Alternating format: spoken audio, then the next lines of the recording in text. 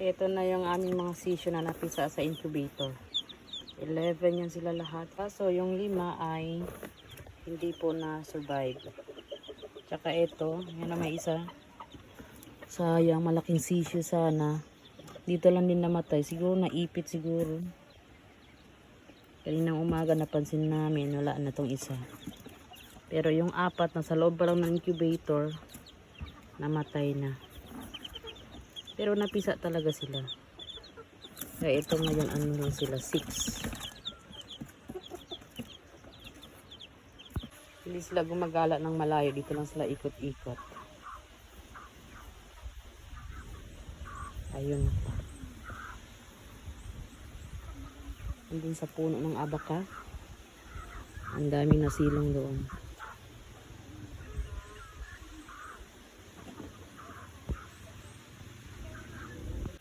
Yan, sama-sama sila. Kritik-tik! Meron akong sisyo dito. Nakakatuwa lang. Kasi nga, malaki siya sa normal na bantam siya. Pero malaki ang katawan niya kumpara sa natural na bantam na sisyo. Makalumipad biya. Huwag mong gulatin. Doon sa dulo, ikalat mo. Ikalat mo. Doon doon. Eto. Kunin natin din. Ito yung ayan, kami tsurang bantam. Hawak mo din. Ayan.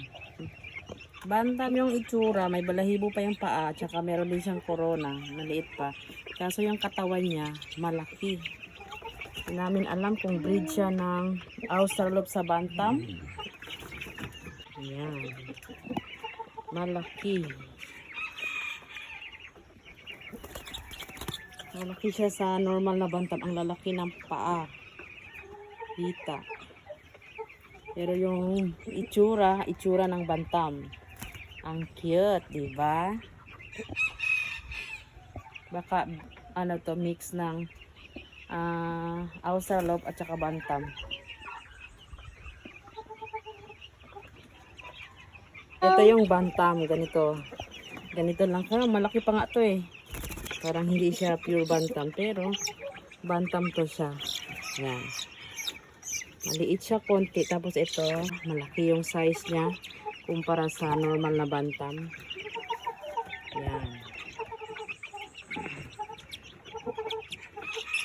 Ang cute lang tignan. Yan. Ang cute.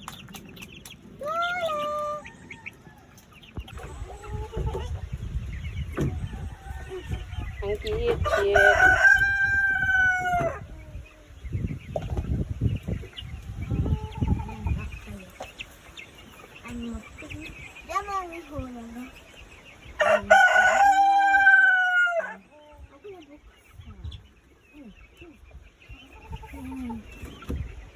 Ito yung Australorp namin.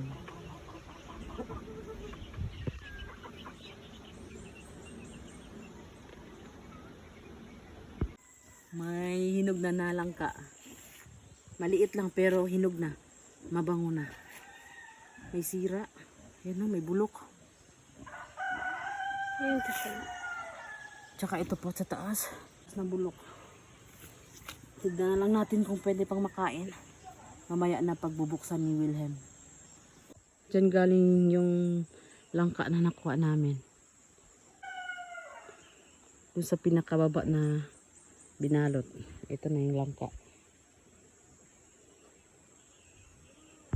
Ito na yung langka. Nahiwa na. May part na bulok. Ito. May bulok. Pero marami pa din hindi. Kaya pwede pang marami-rami pa yung makakain natin ito. Ayan. Kaya kain tayo.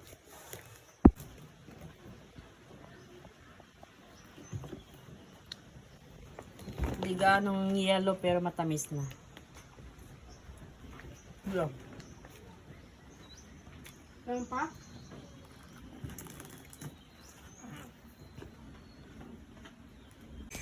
...6 AM in the morning, ang aga kong nagbubutingting dito sa aking mga halaman. Ito yung mga fruit trees ko, nilinis ko kasi nga madamo na. Ang tataas ng mga damo, napapalibutan na ng baging. Ito palang mga fruit trees ko, meron mix po ito, merong rambutan, merong lansones, tsaka meron din langka, tsaka may dalawa ding mangustin.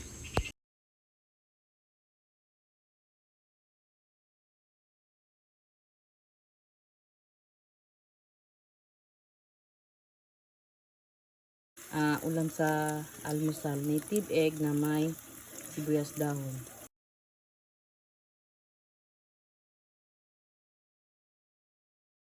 Meron binigay yung pamangkin ko sa akin. Pagkaing bukid, madalas na merienda dito. Masarap to siya pag nilalaga. Ito. Yan, ito po. Breadfruit.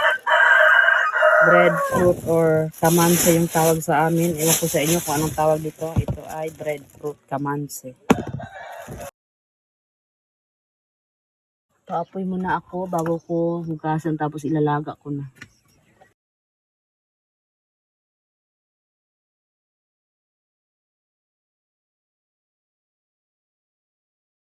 Hugasan ko muna ito. Tapos isasalang ko na. Yung iba may ano na. Tumubo na. Halos lahat pala. Ayan no. Pero pwede pa to. Nakakain pa to.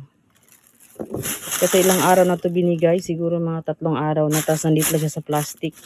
Sa loob ng plastic. Isasalang ko na. Medyo marami-rami to. Tapos yung sobra, hatian ko na lang yung mga pinsan ko. Yung pinsan ko tsaka yung pamangkin ko. Nandun sila sa or na nag-uuling. Yan na, tinanggal ko lang yung parang madula sa pinakabalat niya. Yan, tinanggal ko, inugasan ko. Tapos ito, isasalang ko na.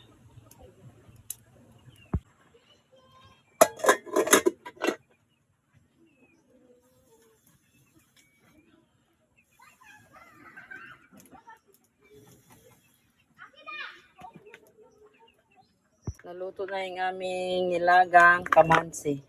Mainit-init pa. May na kami kain nito. Kasi yung balat niya madikit pag mainit. Palamigin muna.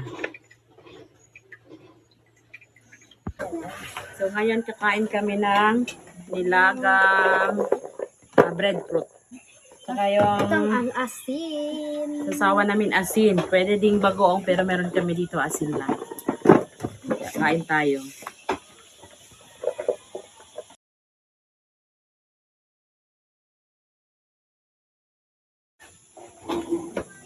Ito yung laman niya.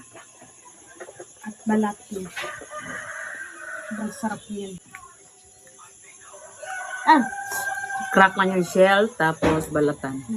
Pagkita niyo may brown-brown. Tanggalin mo.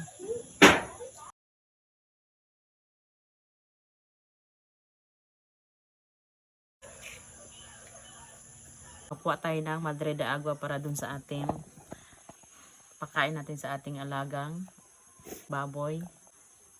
Okay, kuha tayo nga. Tapos yung mga matanda ng yung mga matured na mga sanga ay kukunin namin tapos itutusok ulit para dumami yung madre de agua namin.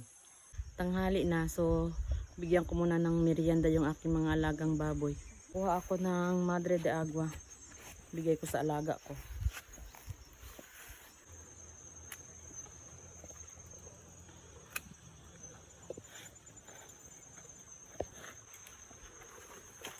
Tama na to. Kuha ako ng matured na mga sanga ng madre de agua tapos itutusok ko lang sa tabi-tabi. Ito na yung mga matured na mga sanga ng madre de agua. Ito yung itutusok ko dito sa gilid ng aking mga tanim. Bigas ng lupa. Hindi pwede. Bigas.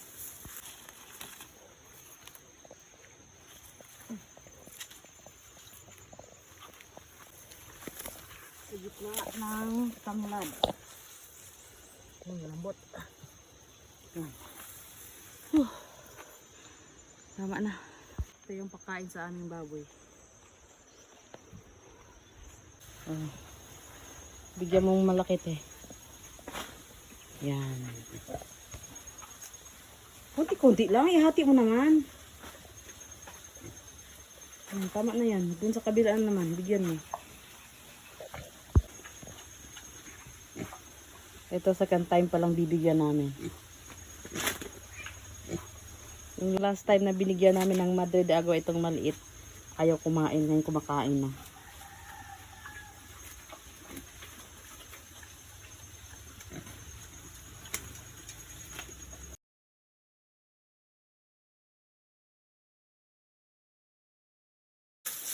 Okay, nilalaro mo lang yung tubig.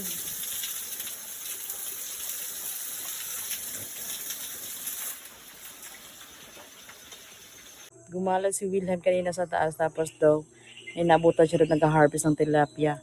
Tumulong siya, ayun may share siya, may bibit siya pa uwi. Ito yung tilapia na nakuha niya doon, 4 na piraso, maliliit pa pero pwede na. Pwede nang pang-ulam.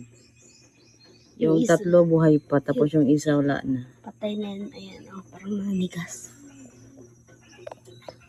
Saan? Ganyan sila kalalaki. Patay na yan? Mama? Opo. Yan. May pang-ulam na kami. Wow! Ilang piraso? 4. Ito buhay pa. Galing sa ano.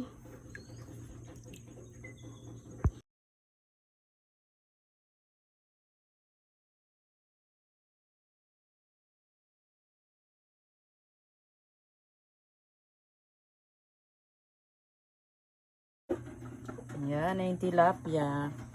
Ni Wilhelm. Hi. Pwede ng ulam. Laki na rin.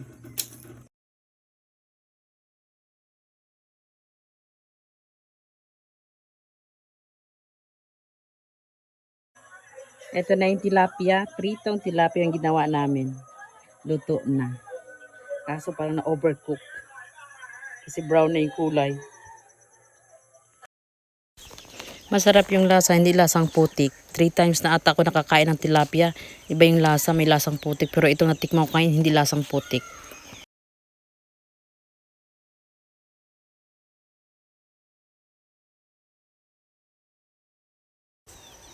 Takam na takam si William sa tilapia. Kahit tutong lang yung kanin niya, sarap na sarap siya. Piniritong tilapia.